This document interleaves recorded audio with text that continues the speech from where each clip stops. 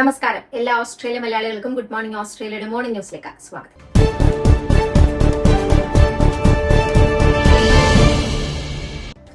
Artificial ഇന്റലിജൻസിന്റെ വർദ്ധിച്ചു വരുന്ന സാമ്പത്തിക സാമൂഹിക സ്വാധീനങ്ങളെ നേരിടുന്നതിനായി രാജ്യം പുതിയ ദേശീയ ചട്ടക്കൂട് രൂപീകരിക്കുന്നു. സിഡ്നിയിൽ നടക്കാനിരിക്കുന്ന നിർണായക പ്രസംഗത്തിൽ പ്രധാനമന്ത്രി ആന്റണി ആൽബനീസി രാജ്യത്തിന്റെ ഈ പുതിയ AI നയം ഔദ്യോഗികമായി പ്രഖ്യാപിക്കും. AI സാങ്കേതിക വിദ്യയുടെ നിയന്ത്രണവുമായി ബന്ധപ്പെട്ട് ഇതുവരെ പിന്തുടർന്നിരുന്ന താൽക്കാലിക സമീപനങ്ങൾ അവസാനിപ്പിച്ച് രാജ്യത്തിന്റെ പൊതുവായ താൽപര്യങ്ങൾ സംരക്ഷിക്കുന്ന പദ്ധതികളാണ് സർക്കാർ ലക്ഷ്യമിടുന്നത്. ഡാറ്റാ സെന്ററുകളുടെ വികസനം, തൊഴിൽ മേഖലയിലെ ഓട്ടോമേഷൻ, കലാകാരന്മാരുടെ പകർപ്പവകാശ സംരക്ഷണം തുടങ്ങിയ വിഷയങ്ങളിൽ പൊതുസമൂഹത്തിനുള്ള ആശങ്കകൾ പരിഹരിക്കാൻ ഈ പുതിയ ചട്ടക്കൂടിലൂടെ സാധിക്കുമെന്നാണ് പ്രധാനമന്ത്രി വ്യക്തമാക്കുന്നത്. പുതിയ സുരക്ഷാ മാനദണ്ഡങ്ങൾ ഏകോപിപ്പിക്കുന്നതിനായി പ്രത്യേക ഓഫീസ് സ്ഥാപിച്ചിട്ടുണ്ട്. AI സാങ്കേതിക വിദ്യയുടെ ഗുണഫലങ്ങൾ സുരക്ഷിതമായി പ്രയോജനപ്പെടുത്തുകയാണ് രാജ്യത്തിന്റെ ലക്ഷ്യം. സിറിയയിലെ അൽറോജ് അഭയാർത്ഥി ക്യാമ്പിൽ കഴിയുന്ന ഇസ്ലാമിക് സ്റ്റേറ്റ് ബന്ധമുള്ള ഓസ്ട്രേലിയൻ വനിത ഹൊദാൻ അബിയെക്കുറിച്ച് കൂടുതൽ വിവരങ്ങൾ പുറത്ത്. ക്യാമ്പിൽ ഇവർ ശരിയത്ത് നിയമങ്ങൾ നടപ്പിലാക്കുന്ന എൻഫോഴ്സറായി പ്രവർത്തിച്ചുവെന്നും മറ്റ് സ്ത്രീകളെ നിർബന്ധിച്ച നിഖാബ് ധരിപ്പിക്കാൻ ശ്രമിച്ചുവെന്നും പുതിയ റിപ്പോർട്ടുകൾ പുറത്തുവന്നു. അഭയാർത്ഥി ക്യാമ്പിൽ ജഡ്ജി അല്ലെങ്കിൽ എൻഫോഴ്സർ എന്ന നിലയിൽ പ്രവർത്തിച്ച മറ്റ് സ്ത്രീകളെ ഭീഷണിപ്പെടുത്തി വസ്ത്രധാരണ രീതികൾ അടിച്ചേൽപ്പിക്കാൻ ശ്രമിച്ചതായി റിപ്പോർട്ടുകളുണ്ട്. തങ്ങളുടെ തെറ്റുകൾക്ക് മാപ്പ് അപേക്ഷിക്കാൻ സ്ത്രീകളെ നിർബന്ധിക്കുകയും നിർബന്ധിത മതപ്രഖ്യാപനമായ ഷഹാദ് ചൊല്ലാൻ ആവശ്യപ്പെടുകയും ചെയ്തുവെന്നും റിപ്പോർട്ടുകൾ പുറത്തുവന്നിട്ടുണ്ട്. ക്യൂൻസ്ലൻഡിലുണ്ടായ ഇലക്ട്രിക് ബൈക്ക് അപകടത്തിൽ 17കാരനായ മലയാളി യുവാവിന് ദാരുണാന്ത്യം.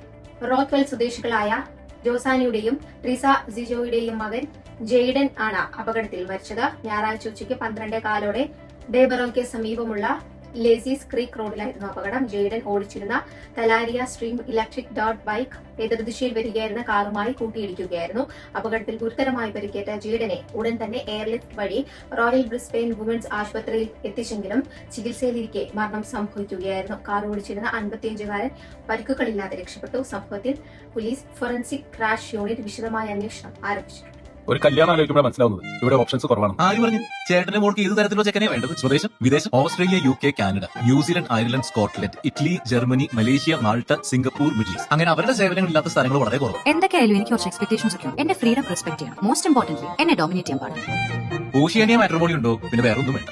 അപ്പൊ തോമസ് കല്യാണത്തിന് വിളിക്കാം. Oceania matrimony, connecting hearts, creating Forever.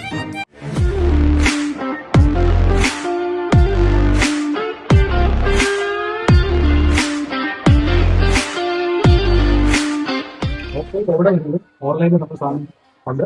അത് പഞ്ചായത്തിനായാലും ബ്രാഞ്ചൊക്കെയായാലും അപ്പായാലും മണിപ്പൂരിയാണെങ്കിൽ 2-3 ദിവസം സംഗതി എത്തിയിരുന്നു. ഇപ്പം വിക്ടോറിയയിലെ എല്ലാ കടയിലും ഞങ്ങൾക്ക് കൊടുക്കാൻ പറ്റുന്നുണ്ട്. നിങ്ങൾ എല്ലാവരും മേടിക്കണം. സംസ്ഥാനങ്ങൾക്കിടയിൽ ഭിന്നത നിലനിൽക്കുമ്പോഴും വിവാദപരമായ തോക്ക് തിരിച്ചുവാങ്ങൽ പദ്ധതിയുമായി മുന്നോട്ടു പോകുമെന്ന് new south Wales premier Chris means പ്രഖ്യാപിച്ചു.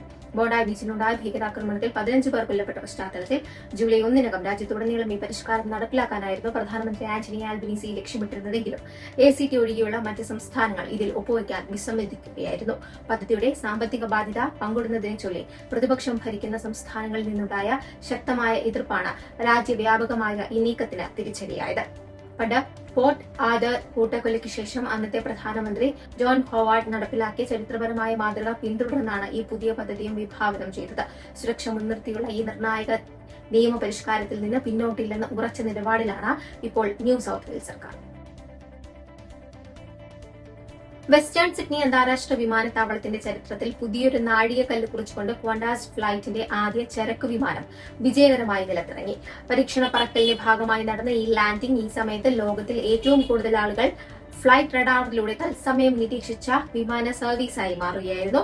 വിമാനത്താവളം വാണിജ്യ ആവശ്യങ്ങൾക്കായി തുറന്നു കൊടുക്കുന്നതിന് മുന്നോടിയായി ഇവിടുത്തെ അടിസ്ഥാന സൌകര്യങ്ങളും ചരക്ക് കൈമാറ്റ നടപടികളും വിലയിരുത്തുന്നതിനാണ് ഈ തത്സമയ പരീക്ഷണം നടത്തിയത്.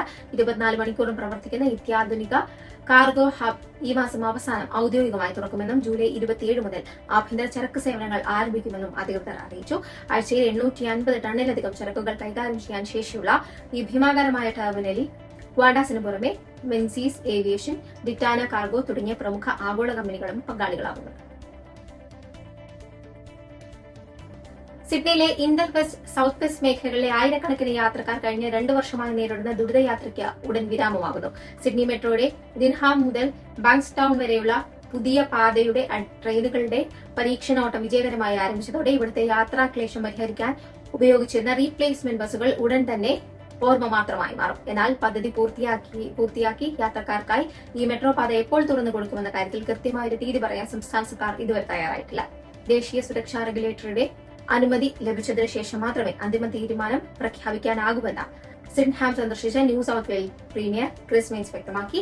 പരീക്ഷണോട്ടത്തിൽ പങ്കെടുത്ത അദ്ദേഹം അർദ്ധരാത്രിക്ക് മുൻപായി ബാങ്ക്സ്റ്റൌണിലേക്ക് 24 മിനിറ്റ് കൊണ്ട് എത്തിച്ചേരാനുള്ള മെട്രോയുടെ പുതിയ ലക്ഷ്യം യാത്രക്കാർക്ക് മികച്ച യാത്രാനുഭവം സമ്മാനിക്കുമെന്ന് കൂട്ടിച്ചേർത്തു. It's my life, it's divine. One of a kind, do you see what I see? It's my light, it's my shine, it's divine, it's beautiful. Nature's masterpieces crafted in natural diamond jewelry. Malabar Gold and Diamonds presents Nuva, nature's finest creations. ഓസ്ട്രേലിയയിലെ മലയാളി സമൂഹത്തിന് വേറിട്ടൊരു സാംസ്കാരിക അനുഭവം സമ്മാനിച്ചുകൊണ്ട് വിഭജിക ഗ്രന്ഥശാല Melbourne ചാപ്റ്ററിന്റെ 10ാം വാർഷികാഘോഷം ദശകം 2026 box hill town ഹാളിൽ വൻ ജനപങ്കാളിത്തത്തോടെ വിജയകരമായി സമാപിച്ചു. വടക്കൻ കേരളത്തിന്റെ തനിമയും പാരമ്പര്യവും ഓസ്ട്രേലിയൻ മണ്ണിൽ ജീവസുറ്റതാക്കി മാറ്റിയ ഈ സാംസ്കാരിക സായാഹ്നം പങ്കെടുത്ത ഏവർക്കും മറക്കാനാകാത്ത അനുഭവമായി മാറുകയായിരുന്നു. രാജ്യത്തിന്റെ വിവിധ സംസ്ഥാനങ്ങളിൽ നിന്നും യാത്ര ചെയ്തെത്തിയ നൂറുകണക്കിന് പ്രേക്ഷകർക്ക് മുന്നിലാണ് കേരളത്തിന്റെ തനത് കലാരൂപങ്ങളും നാടകങ്ങളും അരങ്ങേറിയത്. ചരിത്രത്തിൽ ആദ്യമായി ഓസ്ട്രേലിയൻ മണ്ണിൽ മലബാറിന്റെ ആത്മീയ സാംസ്കാരിക പ്രതീകമായ ശ്രീ പറശ്ശിനിക്കടവ് മുത്തപ്പൻ വെള്ളാട്ടം വേദിയിലെത്തിക്കുകയുണ്ടായി. കൂടാതെ കരിക്കുലം നാടകം, കവികുലം, പുലിജന്മം തുടങ്ങിയ നാടകങ്ങളും മറ്റ് വൈവിധ്യമാർന്ന സാംസ്കാരിക പരിപാടികളും കാണികൾക്ക് മികച്ച ദൃശ്യവിരുന്നൊരുക്കി. കവികുലം നാടകത്തിലൂടെ പ്രേക്ഷകരെ വിസ്മയിപ്പിച്ച പ്രശസ്ത താരം ഉണ്ണിരാജ, ബിജു ഇരണിക്കാവ്, തെയ്യം കലാകാരൻ ഹരിദാസ് പണിക്കർ എന്നിവരുടെ ശ്രദ്ധേയമായ പ്രകടനങ്ങൾ പരിപാടിയുടെ മാറ്റുകൂട്ടി. ഖസാക്കിസ്ഥാനിലെ ബൈക്കോനൂർ കോസ്മോഡ്രോമിൽ നിന്ന് മലയാളിയായ അനിൽ മേനോൻ അടങ്ങുന്ന 3-അംഗ സംഘവുമായി സോയൂസ് MS-29 പേടകം വിജയകരമായി വിക്ഷേപിച്ചു.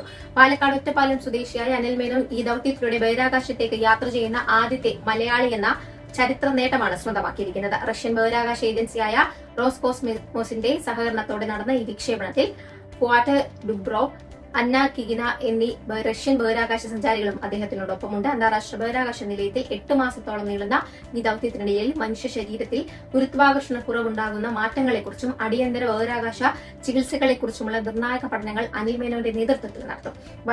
വൈദ്യശാസ്ത്രത്തിലും എറോസ്പേസ് മേഖലയിലും മികച്ച പ്രവർത്തന പരിചയമുള്ള ഈ മലയാളി ശാസ്ത്രജ്ഞന്റെ ദൌത്യം ഭാവിയിലെ ചൊവ്വ ചാന്ദ്ര ദൌത്യങ്ങൾക്ക് വലിയ തോതിൽ സഹായകരമാകുമെന്നാണ് വിലയിരുത്തപ്പെടുന്നത്.